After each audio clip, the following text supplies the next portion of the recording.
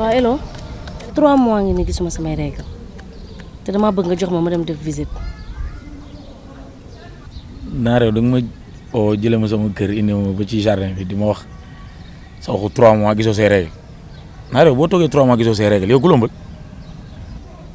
yow ilo war nga ma laaj kan moo la ëmbal man fu ma xam fu ma dugg yow yaa ma fa dugal kon war nga ma kaa laaj. Naare da ngay fàtte wala maa yow bi ñu bàyyante mi ngi bëgg a yàgg de.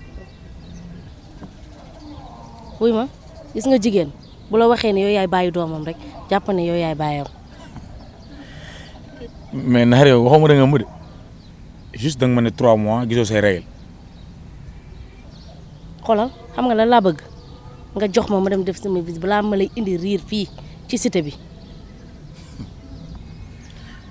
cité bii ma juddoo màggee bi léegi da nga bëgg a yàq sama àdduna ci nit ñi quoi ah.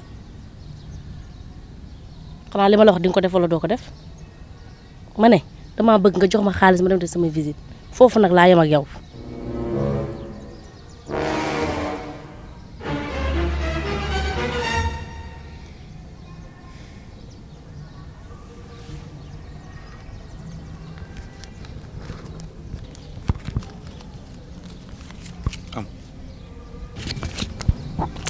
lii de mooy am jàmm am 13 rafet na.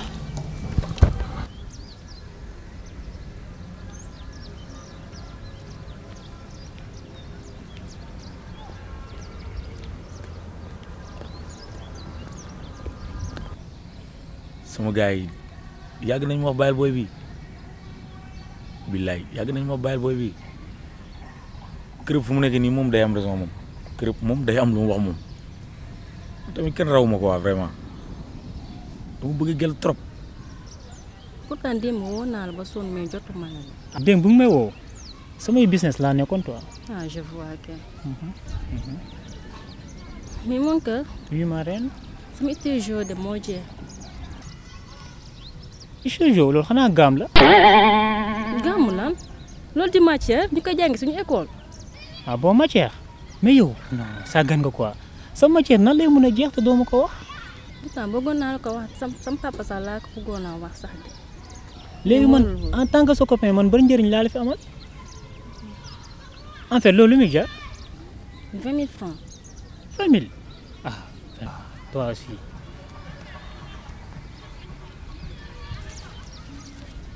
merci. non. léegi xam nga dem lijjanti affaire yi. ok am benn problème l'essentiel de toute façon après on s'appelle. ok inchallah. allez bye bisous. ok. waaw mais dal naa si de.